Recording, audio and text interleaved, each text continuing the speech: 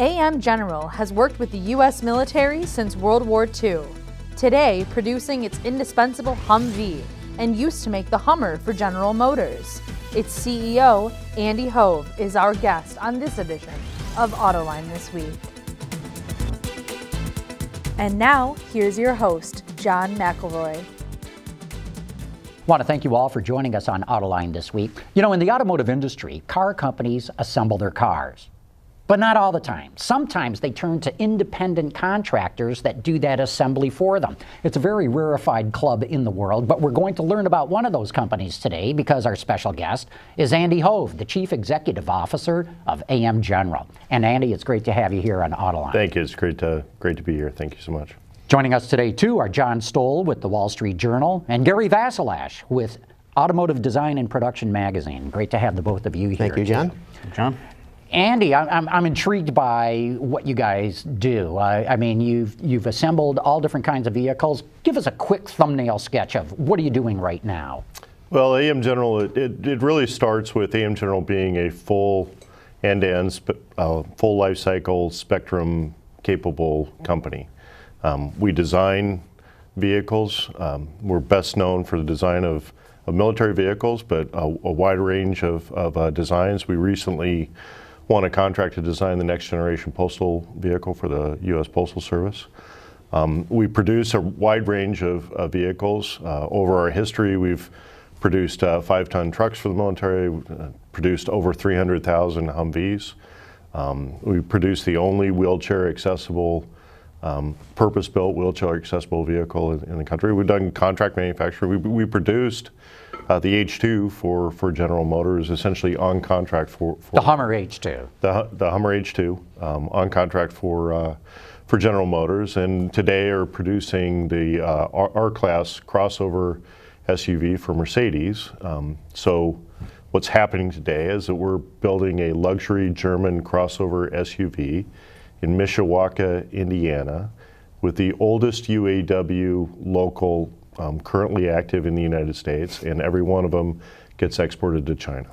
Now, explain that a minute. Why would a Mercedes-Benz, which has an incredible manufacturing capability of its own, with a plant in the United States as well, why would they go to AM General in Indiana and say, here, build these R classes and export them all to China for us? Why would they do that? Well, I think it was a simple answer. In the specific case for Mercedes, it was a simple matter of capacity. They wanted to introduce a new platform into their plant down in Alabama that was off a common platform with the others, and in that introduction, we're faced with the choice of either adding volume of it was when they introduced their coupe SUV, either adding the volume they needed for the coupe SUV in the United States and foregoing the opportunity to sell R Class into China, or continue to sell the R Class to China and forego the opportunity for the coupe SUV in the U.S.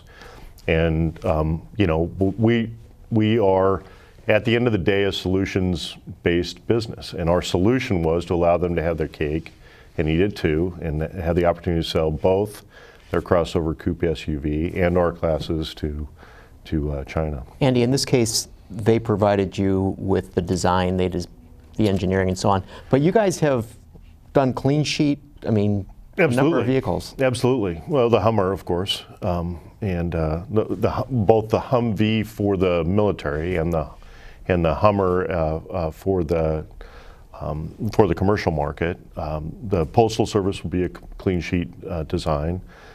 We did quite a bit of the design work on the MV1, and that started when it was still VPG. We were building that on contract for VPG as well. We ultimately bought the business and the design ourselves. But so that's the wheelchair accessible vehicle that yes. you guys are building. Yes, and you know, and I would point out, I mean, that while we have been building the Humvee for 30 years, and you know, obviously it's still badged and named the same thing, but you know, it's kind of like the Suburban that you bought 30 years ago doesn't look like the Suburban that you buy today, and as you might imagine, that is a continuous redesign effort to keep it relevant and modern going forward. What is the big discussion about the future of this industry? What players are going to come in? What do they really want to do? What do they want to provide? And the common assumption is that many of them don't want to build cars. Google's one probably example, 1A, B, and C. Are you in discussions with some of these emerging players and saying, look, this is what we can do? Obviously, the R Class has a life cycle, and it's going to end at some point, and you're going to need another Right. vehicle or more to come down those assembly lines in South Bend. Well, as I said, we're a full spectrum from design to production to sustainment on back end, and we're a solutions business, and we're best known for the solutions that we provide to the military, but we are capable of providing solutions to those problems across the entire spectrum to a whole range of things, of customers. So, it's been on us to get that message out to them on what we're able to do for them. And it's not just limited to what we would manufacture for them. I mean, if you think about it, we've designed vehicles from the ground up. If you design a vehicle and you get to a point where you have a prototype and you go into production, the next thing you have to do before you get into production is figure out, well, what's my transition to production plan? And there are very few people in the world who know how to do that. Most of them are the OEMs, right? So the OEMs are particularly open to folks like Google on telling them how they're going to launch their vehicles. So we provide a range of those services, and then if it ends up being in our own facility where we manufacture it, great. But we're very open about solving problems, and if that leads to either a greenfield someplace else or a brownfield someplace else, and us providing insight and professional intelligence on understanding of what it takes to get that done, then we offer that as a service. Well, I understand how you cannot divulge who might be knocking on your door right now, but can you talk about the kinds of companies that are doing so? John mentioned, these mobility startups, if you will, like Google. There's all kinds of others that I think, including OEMs, that are looking for a place like Mercedes did to come to you guys. Mm-hmm. Can you talk about the kinds of companies that are knocking on your door saying, what can you do with us? Well, it's, so for example, I mean, even at the design phase, the hot topics in automotive, 3 hot topics in automotive are mixed materials, right? How to bond composites to metal, autonomous navigation, and advanced Vetronics. So you can do things like embedded diagnostics on the run in a vehicle. These are all 3 technologies as a defense and aerospace company we've been dealing with for decades. So we've been talking to a number of customers just about not necessarily designing the entire vehicle with them, but helping them to understand, what it takes to get those technologies integrated into a fully functioning platform. And are those transferable? I know you have a rugged testing site down the way from where you guys build the vehicles. So I got to imagine that some capabilities are there that are somewhat unknown to maybe the wider world. But if you walked into a client, you'd be able to say you have some extreme conditions that you can even put autonomous through and things like that. Yeah. Well, look, frankly, the whole reason I'm sitting here is it is well unknown to a lot of customers who should understand what we're capable of doing. And yeah, it's not just limited to physical test facilities. I mean, we have advanced tools and processes for systems engineering, design engineering, test and development. Particularly on the military side, we're not able to do build, test. It's incredibly expensive. So just the basic engineering processes and the development processes we have are quite robust, very quick, and extremely good value for the money. I mean, I wouldn't describe us as the lowest cost engineering services company, but we can turn around very effective design and development, subsystems integration on a full spectrum. And then, so you got yourself now to a beta prototype and a producible TDP, and you're scratching your head about, where am I going to go source this? How am I going to do my plant layout? How am I going to build the thing? Mercedes, for example, we started that program with them in December. We reached agreement on the program in December of 2015. We were building the first vehicle 6 months later, in June of 2015. By February, less than 9 months after starting production, Mercedes has its own independent quality audit team that audits and controls the quality in each of their plants. We pass the same quality audit that all their other plants do. And then, of course, by contract, since we're essentially a subcontractor to Mercedes-Benz, we were required to pass our own independent TS 16949 audit within a year. And what's that mean? Is it just another specification in the audit? It's ISO on steroids. Okay. And as you might imagine, the auto industry has extremely tight controls on quality in their suppliers. But it's unusual that anyone is doing full final assembly. And while the OEMs generally require it of their supply chain, they typically don't send their own final assembly facilities through a TS 16949 ISO audit.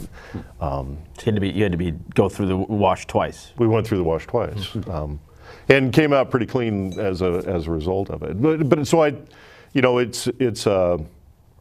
it's a highly differentiated, unique capability that, particularly in the United States, there really is no one. I mean, no one else. There are many design bureaus and some great ones, and I don't feel like we have to. No one really understands what we're. So I'm sorry, not no one. Very few commercial companies understand what we're capable of doing for them. We're deliberately making sure we get that message out.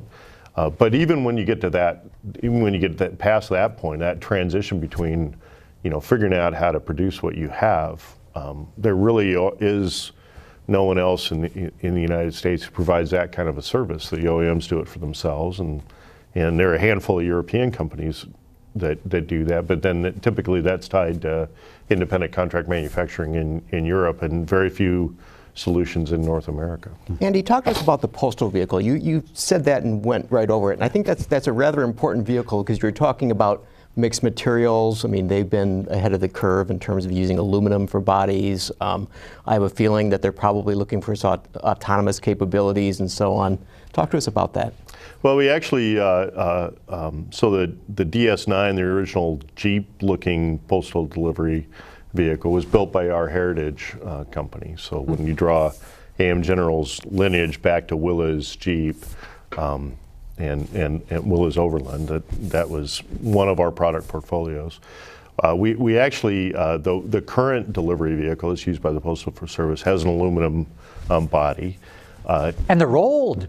I mean, they're really old, right? These were built by Grumman, if I remember right, on Long Island. The original. They're like 30 years old or something. But I mean, so the great thing about the body, it's an aluminum body. It generally doesn't rust out and corrode very well. And we actually provide, they will reframe the vehicle, and we build the frames for the replacement frames for the Postal Service today as part of a life extension program that they have ongoing. But in their next contract, it was an extremely challenging. So the contract we won is a design and development phase that there are actually 6 companies competing for the design and development, and then the idea is for the Postal Service to pick 2, maybe 3 of those designs for final competition in the production phase. Where we are unique in that crowd of 6 designers is we're the only one offering the ability to build either a traditional internal combustion engine powered delivery vehicle on the same frame, or a hybrid electric or a fully electric, all without changing the overall basic design of the vehicle. And because we've been involved with the Postal Service for so long, it really started with understanding at a very intimate level what the customer needs. So we've actually designed a very unique proprietary postal safety service, which is an overlay of visual assist and driver assist for the delivery person, the postal delivery person to do their job in a way that's unique for them in their delivery challenge. And all this is transferable to presumably commercial customers, or at least the learnings would be beneficial. Yeah, from our perspective, we deal with the service and the products we provide at a very generic level. We're in no case are we really a mass marketer anywhere. We have a very small set of customers, and we build generally highly specialized, unique vehicles. So our approach is different. We develop very deep relationships with our customer, to understand them quite well and understand how they put their vehicles into use. So it's in any case, whether it's the HUMVEE for the military, whether it's the postal delivery vehicle for the Postal Service, or whether it's a wheelchair accessible vehicle, all which have unique duty cycles and duty modes and how they're used, that it isn't just the regular passenger car. So we have a much deeper insight in that, and then we flow that all the way back into our basic design approach is to understand and reflect that into the design, and then have the ability to transfer it into production and produce it in frankly a way that's relatively low volumes compared to everything else. So it's a unique business. There's going to be a lot of different opinions on what I'm about to say, but at the end of the day, one of the products that would do very well today, if it were on the market, would be Hummer. It's a market that's ripe for a big, giant SUV with the sort of stance and heritage that Hummer has.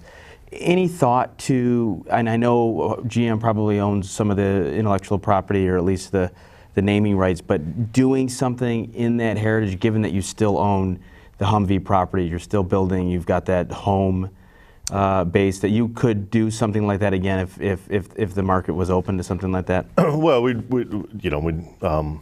we're certainly capable of building the base vehicle, but as I say, we're a business-to-business business. For someone like that, they'd have to know the customer community and what the customer would want, and for the demand and the design on that. And I do appreciate your point of view. Is that the pickup trucks that you see going around seem awfully large. She's doing very well right now. Yeah. They're doing great. Andy, you mentioned before there's plants with the capability of doing contract assembly for companies in Europe. Magnasteyr probably being the best. They've got a plant now. They're capable of making over 200,000 cars a year. I understand they're looking at putting a second plant in. There's one in Finland, of all places, called Valmet. There's another one in the Netherlands called Nedcar. Mm-hmm. Why so much in Europe, and you're the only guys here in the U.S.? Well, I think it's it's reflective of how European OEMs have approached the market, and they've frankly just been much more open to contract manufacturing over the years. Do you see that changing in the U.S.? Well, certainly. I mean, it's probably no surprise that Mercedes was our first customer, right? It was not highly unusual to them. And as I've been talking to the U.S. OEMs about what we're capable of the problems that we can solve for them across an entire spectrum of the product life cycle, and I'm certainly not a commercial automotive historian, but my understanding is that there's been contract manufacturing in North America among the North American OEMs. They would just generally trade off capacity of their own plants to others. And so that kind of went on for a time until it didn't. And that didn't happen in Europe, so it spawned an independent contract manufacturing industry, if you will, and it was never spawned here. And now the OEMs are kind of at capacity and don't have capacity in their own plants to trade off. So we certainly feel the data that we look at, it certainly indicates that there is a growing demand for independent contract manufacturing in North America. And certainly it will be for opportunity, not, I don't think, in hundreds of thousands of vehicles, but 50,000, 100,000 vehicles at a pop is meaningful, and that, particularly if you look at niche products, and where we're differentiated is in building, vehicles of the size of a SUV or a light pickup truck. The commercial plant that we use is the one that was built for the H2. So from a volume perspective, we're able to do large vehicles in our plant. So what would your capacity be? I mean, you have the contract with Mercedes now. Let's say that continues on, and they give you a new vehicle, and then another OEM says, "Hey, Andy, I'd like you to build X number of these for us." Well, the study that we've done is we'd be upwards of about 70,000 units a year. And it would depend on the specific vehicle that we would be doing, but we have laid out our final assembly capability in a way that we can actually do both body on frame and body frame integral vehicles on the same trim line and final assembly line. With the change in administration and some of the dynamics that may open the door for lower taxes or other items that even Ford has said may make a better case for American manufacturing in the future. Interest rates are low, credit markets are open. I mean, any thought that you would want to expand now and take on more assembly space? That I know there's not a lot in America. I can think of the Mitsubishi plant that recently closed, or some of these General Motors facilities that are still unoccupied. Is that in the cards for you guys? Well, our basic business is to solve problems for a customer. So if we have an opportunity to solve a problem for a customer and it caused us to add capacity to do so, we'd certainly be open to that. We're not necessarily, not going to be ahead of the market. But to your basic point, yeah, I think that we had felt that this is an attractive business. There's certainly demand in what we're capable of doing, and there had been demand there long before President Trump was elected. And I think if the whatever you take out of the recent news, it certainly wouldn't diminish your optimism that manufacturing in the United States is going to be of interest for a wider range of people. Presumably, with the proposed defense buildup, you guys may have more military work to do. How will that affect commercial jobs? Well, we have a manufacturing campus, if you will, in Mishawaka with a plant that is predominantly building Humvees and a plant today that's predominantly building Mercedes. We take an approach that automotive manufacturing is automotive manufacturing, and there are unique aspects for military customers and unique aspects for military customers, and we'll tailor work processes, tools, capacity to meet whatever our customers' demand is. But then we try and take the approach that at a certain level it's generic, and how do we build in flexibility and reconfigurability in not only our plant, property, and equipment, but more importantly, our people and how they approach the business, and then our processes and tools that it's highly adaptive, highly responsive, and flexible. I'm interested in, you've talked about your capabilities. You've got a test track, you've got an assembly plant, you do design, you handle logistics, but you also make engines. Is this just assembly, or are you actually doing machining as well? We do final assembly both on the engine and transmission. The bulk of it is the engine and transmission. It goes into the military Humvee. Now we sell both the engine and the transmission commercially. We have built engines and transmissions on contract, much like we build final vehicles or do complete final vehicle assembly on contract. We don't do our own, we don't machine our own engine cores or engine blocks, but it's focused primarily on final assembly. And then, but frankly, the more that's all this stuff that you see. The more difficult business problem is managing a supply chain that can make an engine in relatively low volumes not only available but affordable in those volumes. So I think frankly one of our best differentiators that certainly the U.S. military and the U.S. government benefits from, but we've had good discussions with commercial customers on what we can do for them is in managing supply chain for programs and products that are at relatively low volumes. When your big customer is the government and the commander-in-chief tweets something like he did with Boeing the other day, does that send at least a little bit of a shiver in your spine of what could happen about pricing, about any volatility in the contract, or these things go much deeper than that, and you don't expect to see a Trump tweet anytime soon ripping you for the price of a Humvee? God, I'd hope not. But I'd also be able to tell them, look, we are, but particularly on that because it's a monopsony. You got basically one buyer and one seller. There's very deep understanding on the customer's part on what it costs to build a Humvee. There's not a lot of hidden There shouldn't be any costs surprises there. Right. That's right. Look, we're going to have to wrap this up right now, but Andy Hove, thanks so much for coming on. CEO of AM General, very interesting what you're doing here, that you're the only company of your kind in the United States. It's very unusual, and want to thank you for bringing us up to speed with what the company's all about. Well, thank you for giving me the opportunity to get that message out. Appreciate John Stoll from the Wall Street Journal, Gary Vasilash from Automotive Design and Production, want to thank the two of you as well. Thank you, John. And of course, want to thank all of you for having tuned in.